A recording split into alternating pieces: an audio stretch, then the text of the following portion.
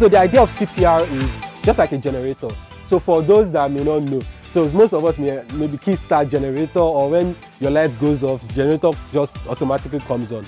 But for some of us, where we come from, when you want to start your generator, yeah, so you pull that pull, right? So immediately you pull, right, you start it. But after pulling, the generator then continues on its own. So the heart muscles are like that. They are called the syncytium, right? So you start the heart, and then after a while, the heart realizes that, oh, I think somebody's trying to bring me back. Okay, let me encourage this person. And then the heart also does that, and then continues the idea of putting it to other parts of the body, especially the brain. Is that capiche? Yeah. So now, somebody falls unconscious. You know, Nigerians, most times, we are actually very empathic people, right? But we don't know what to do. And so it doesn't just end at empathy. It also continues as what you actually need to do. And so there are crowds in trying to, Mr. Aja, oh my God. But you, as a first aider, or as you that have come to this place to learn today, sorry, what did you say? Someone said something.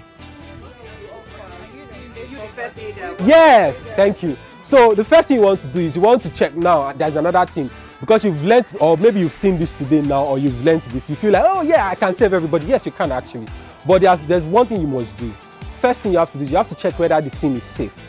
If the scene is not safe and you jump inside, and then they give you punch, that means the person is on the floor, and then you also need help. Unfortunately, if there's nobody there to help you guys, that means the person on the floor and you, capiche. So the first thing you want to do is that you want to check the area. Is this place safe for me? Are people fighting? Are people punching? Why did this person fall in the first place? Did someone punch his head? Was it a gunshot to the head? Just think of necessary scenarios. Oh, was there a fire? Or was there an electric shock, right? Oh, is there water on the floor? All those type of things. Now we've seen that the scene is safe. The next thing you want to do is that then you can approach this person.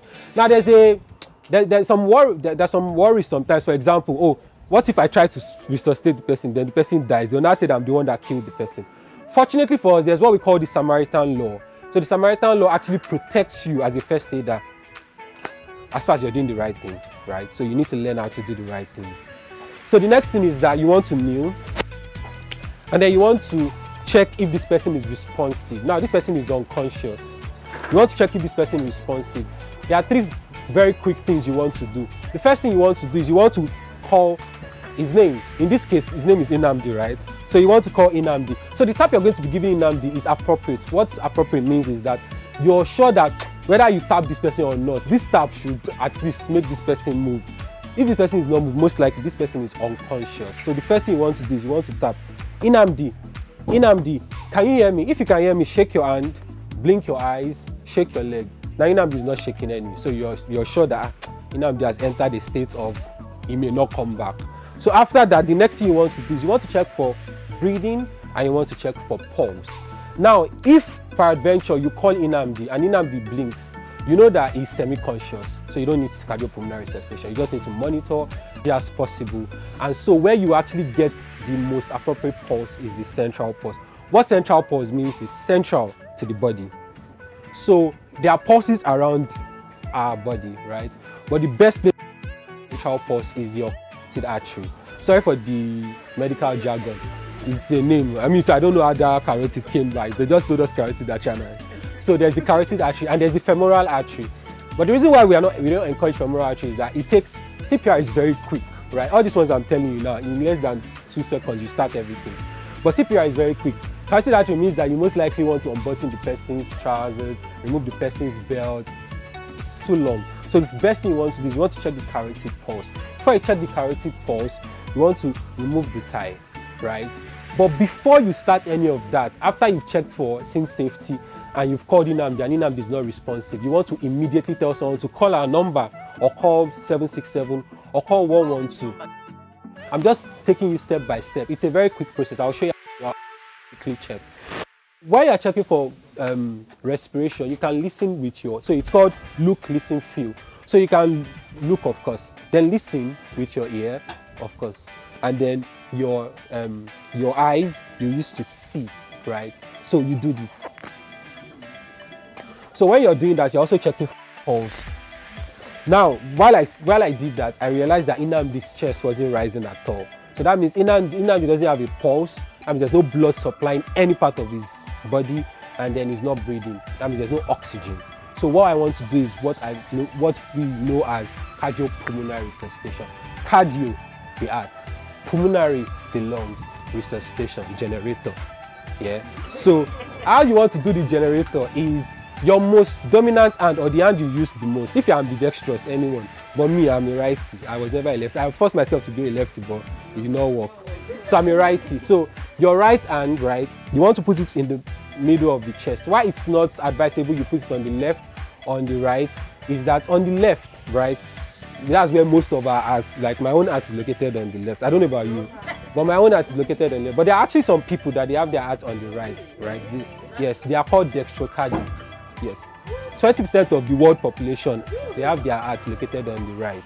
So if you're going to be doing your compression, you're doing it on the left, you're not helping the person that may have his heart on the right. So it's advisable that you do any compression at all in the middle of the chest. And how you do that is, let's do that also. So your two fingers also, you feel a ridge somewhere here, very bony, very hard rather. Could you, so you keep tracing down. Then when you feel a very soft part, like it's softer than the bone that you've been feeling, can you feel that? So that's what, sorry, I will say in medical jargon now. It's called the Zyphoid process. Yes, it's very soft. But it's soft, Sha. Just trace it down. Something softer than. It starts getting soft from here. It starts getting. Yeah, somewhere there. So 2 centimeters above. So 2 centimeters is just 2 fingers. 2 centimeters above the Zyphoid process is the heel of your. Is right, Abi. You use the heel because medical heel of your palm. Yeah. So you're going to put the heel of your palm on your Zyphoid. No, 2 centimeters above your Zyphoid process. Why it's very important not to put the heel of the palm on the Zyphoid process is that when you're compressing, you can easily break the Zyphoid process, and the Zyphoid process can puncture the liver. And that means that you are.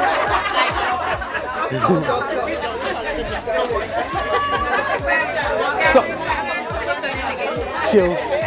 Yes. Chill, I have a question. Yes, please. First of all, you are calling this illustration Nnamdi. Should be Neka. Okay, so let's use Neka. First of all, this thing about, at first I couldn't feel anything. And then we women, we have chests. Yes. Eh? Yes. So we have breasts. Yes. So how do you put it? Beautiful. So when you're going to be man's chest, right, the person is most likely lying down. Now there's no, except maybe 0.7% of the population, there's no woman that breast is in the center. We have some, so please don't let's laugh. We have some actually, but that's like 0 point, right? Lying down. So, but when you're lying down, your breast falls laterally, so it gives you more room to be able to do the compression, right? So the heel of your palm, you place it on the 2 centimeters above. Yes. It means that what? No, not necessarily. Not necessarily. Because the bra itself also has created. Yes, not necessarily. What you need to loosen is anything that would obstruct the neck. That's all. Because unhooking the bra, how many minutes? Except you are the best bra on hooker, which all of you are. But as a man, if I get there, I'm not thinking of unhooking bra. I'm just, or else I'll be unhooking, but the person is just lifeless. That's so like my most dominant hand, which is my right hand, in your case maybe left, you put it on the chest and then you interlock with the other hand. So anyway, you are complementing the most dominant hand with the one that is not so dominant. You interlock and then you compress. Now there is a rule to compression. Compression is very easy, right? But if you don't follow that instruction, it will be very difficult. You want to compress from your shoulder down, not from your elbow. You don't want to bend your elbow. You want to lean forward, right? So this is not compression. What else? This is not compression. This is compression. So you want to lean forward, and then from your shoulder, compress. I'm going to All your weight on the person. not necessarily. You're not putting all your weight on Ineka, but you're leaning forward so that the power or the pressure from your shoulder can directly affect the compression you're doing. Okay, what's wrong? You don't. It's wrong because you're not going to exert the necessary pressure on Ineka. Sorry, the name now is Ineka. If you're Ineka here, we apologize. So forward. So you want forward and interlock.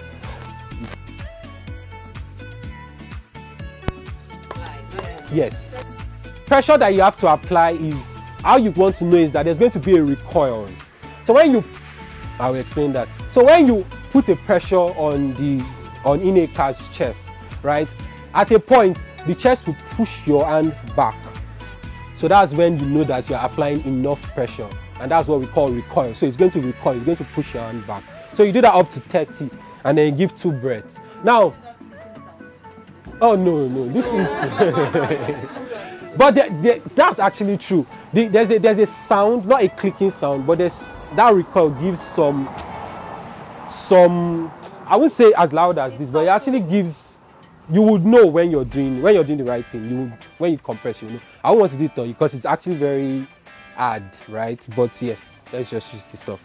So, sorry, I forgot what I said. Yeah, so 30 compressions to 2 breaths. Now we're in a pandemic, so there's a new guideline to treating someone or resuscitate someone during a pandemic.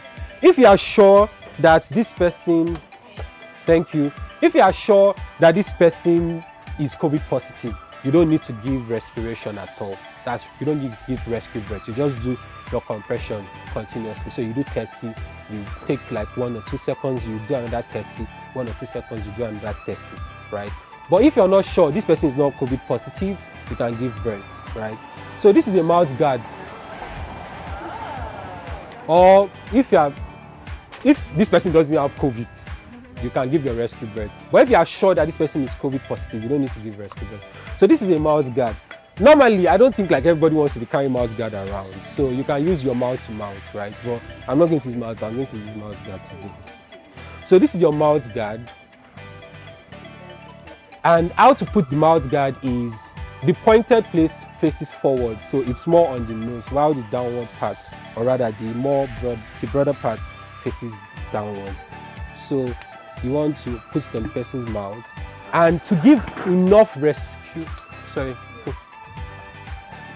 How do I do this? Okay, I'm going to do this and then I'm going to turn to do it for you guys. All of you are special, so I have to. Yeah. So you want to do this, right? So to give enough rescue breath, for enough respiration, for enough inspiration into the person's lungs, you want to do a technique called head tilt, chin lift. Head tilt, chin lift.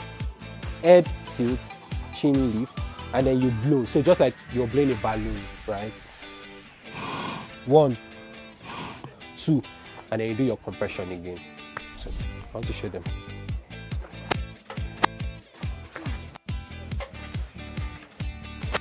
So another thing, you're not supposed to move your person. So you can, from wherever you are the one that will move, not the person. Can show you. You can actually do what you have to do from here. Your respiration. Is there an Ineka here? We have to, you know, acclimatize to the environment. The rescue breath you want to give is, we call it head tilt, chin lift. Let's be dramatic.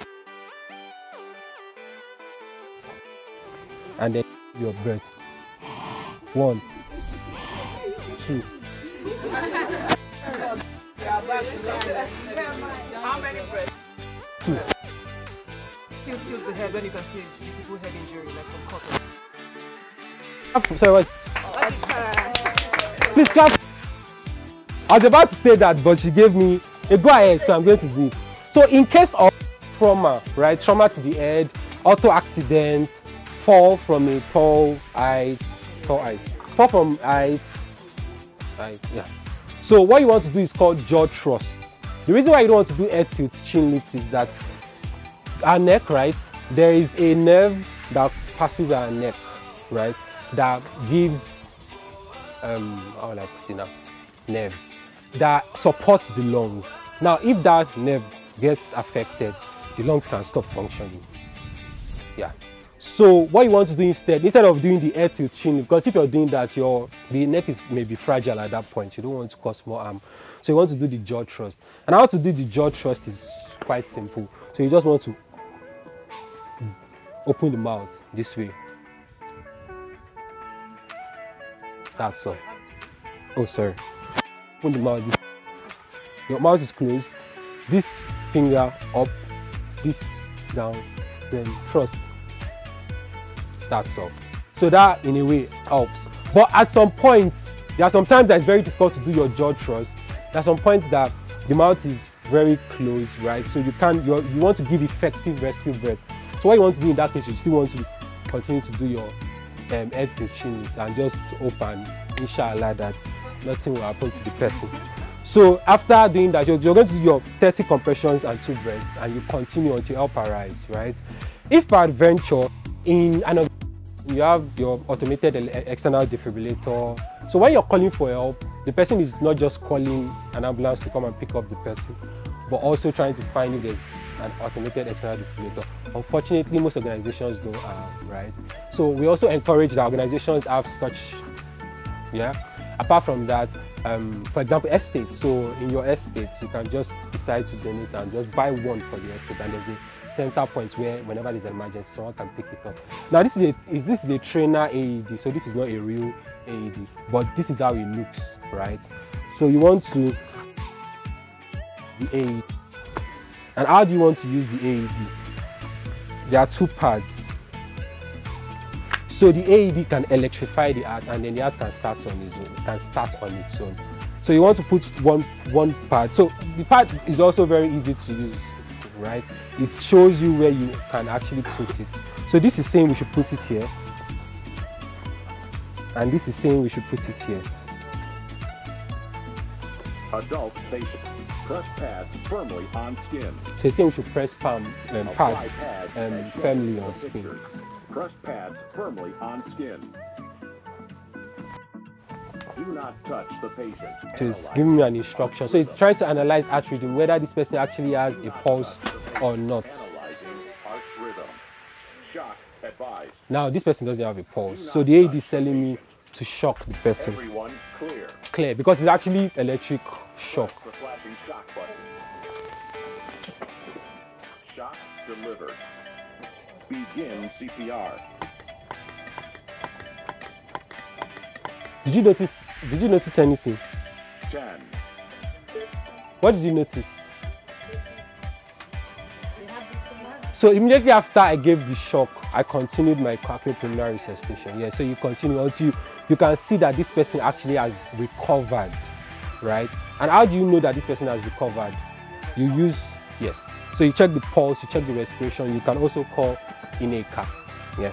So now this technique, right, can also be used for children and can be used for infants, but it's a little bit different. For a child, Ineka Junior. For a child, what you want to do is now it's majorly body size than age, right? Because it's because of the compression you're doing for the child. You don't want to compress a child that is, there's no child here, but that is very small. You want to use your 2 hands, you're going to injure the child. So it's actually more body size than age. So for example, if there's a child that is 13, but the 13 is bigger than even me, then you can do the adult cardiopulmonary resuscitation for that person. But a child that looks like a child, then you want to just use 1 hand. Same technique. Up to 30 times. That's for a child. Then for an infant, right? So some like 10 years back, the idea was you can either do this compression or compress this way, right? But over time they realized that this is actually very dangerous because there's no support to the head. So you are just compressing and then the baby's head is shaking. So the best thing is you place the baby an infant rather, 0 to 1 year on a surface. And then with just 2 fingers, you compress. 1, 2, yes, up to 30. Now, what now changes a little bit is that in an adult patient or in a child or an infant, when you are more than 1, that's 2, 3, 4 rescuers. In an adult, when you are 2 or 3, right, no matter who you are, you're going to do 15 to 2. So if I do 15, so rather 30 to 2, you're going to do 30 to 2. So if I do 30 to 2 means 30 compressions to 2 breaths. So if as an adult, right, there's another person with me. Now this patient is an adult patient and we want to take turns to resuscitate because resuscitation can be very stressful, right, but it's very productive. I have resuscitated a small child before that almost everybody they've given up on, and I'm like, there's something, so this person will come up. And after 2 hours, after 2 hours, it actually came back, right? So what you want to do is when you are, Sorry, 2 hours. yes, 2 hours.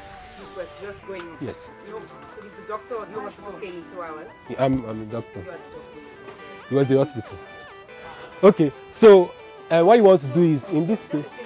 Just the fact that you are compressing means that oxygen is Yes, that's the idea. That's the idea. So I'm compressing, I'm supporting the person by giving oxygen to the brain so that the brain doesn't go off. Yes, because after 10 minutes the brain goes off, and when the brain is dead, the body is dead. But the heart can actually stop. Yes. Yes. Until the person now recovers. Yes, so I'm going to show you that. So we are 2, we take turns. For an adult, 30 to 2. But for a child, 15 to 2. Once you're more than 1, you can do 15 to 2 and take turns. For an infant also, 15 to 2. Is that fine? Yes. So please, I'll need a moment. Okay. Going on for 2 hours. It's like they give up after. Never seen CPR for 2 hours. Those are life scenario. Creative license.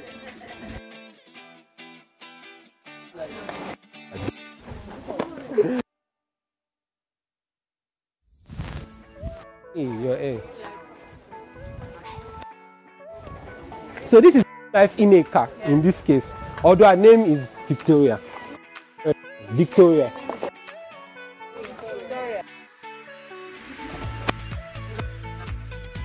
No. So now I've resuscitated the Ineka, right? Ineka. I call. Ineka, can you hear me? Yeah. She can. Or she may be too weak to actually hear. So I want to check her pulse, I want to check her breathing. There's pulse now, there's breathing now. And then instead of maybe waiting for a verbal response, I can just give her instructions. Ineka, now please move your arm. Shake your leg. Could you blink your eyes? So that's the response you're waiting for. After that, you want to put Ineka in a recovery position because after all the stress you've done, because Ineka has been immobile for a while, there are fluids and secretions that may be in the mouth, and that can also lead the person back to choking, and choking can cause heart attack, and heart attack can lead to cardiac arrest. So you start all over again. So what you want to do is what we call recovery position. And for recovery position, you want to, first of all, put Ineka's other hand that is away from you, the back of her palm, on her chin or cheek or side face. Yeah, and then you want to place it this way, like as if you're protesting, something like that. Yeah, and then you want to carry this a knee, the knee opposite you, or rather away from you, up, and then you want to pull her to your side. After doing that, you want to use this leg. Now what this helps with is every secretion in our mouth can then pour out, thereby relieving her from any form of respiratory distress or something that can affect that respiration. Yes. Thank you very much. Thank you.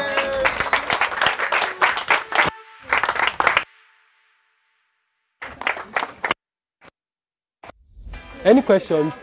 Oh, okay. Oh, sorry. Yes. If you want to try your... Oh, I was supposed to teach you that, but our boss Okay, so let's show. Can you talk? Inamdi, can you talk? It's very obvious that Inamdi cannot talk, right? Yes. And then I observed that on the dining table, there someone's eating, right? This choking affects most likely adults, elderly people, and children, right? A lot of times, the foreign object that you expel from someone that is choking is maybe peanuts, grapes. That's for food. Then for children, crayons. Like I don't know how they swallow those things. Big. So, first thing, you want to do a coughing technique. So you want to tell Inamdi to please, can you try to cough? Now Inamdi is not coughing. That means the foreign object is deeper into the windpipe. Coughing can actually expel on it. So there are times that we actually feel like we're choking and then we just cough it out. It's not down yet, right? The next thing I want to do is that I want to tap. It should help him actually pull, like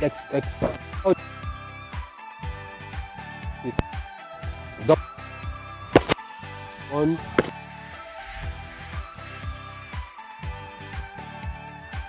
Yeah, so upward tap. One, sorry. Right. I observe change.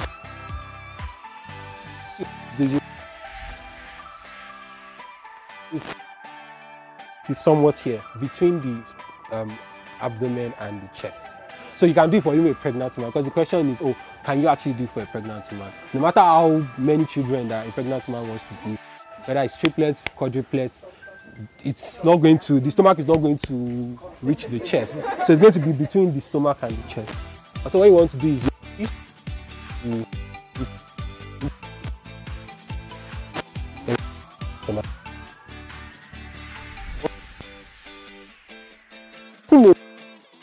trying to relieve choking. Person stress may not really understand.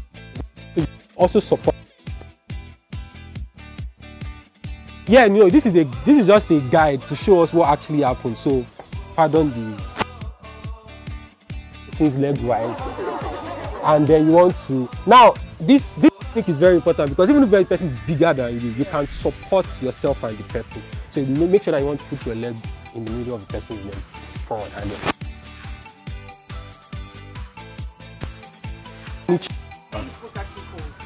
yeah. Yeah.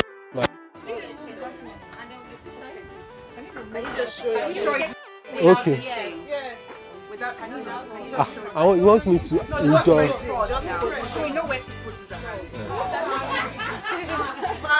Emmanuel, they say I should do it in real life. Do you want me to do it? Okay.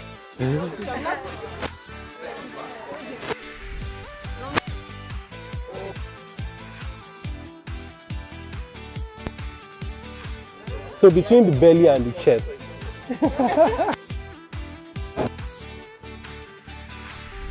And I should do it.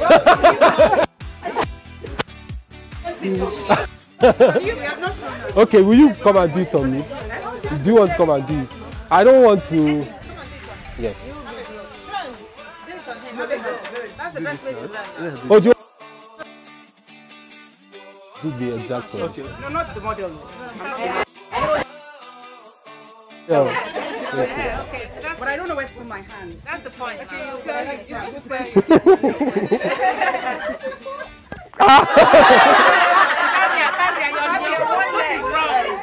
leg supposed to be?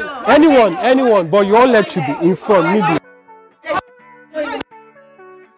Yeah. Yes. Then. Yes. Yes. So between the stomach and the chest. Yes. So that.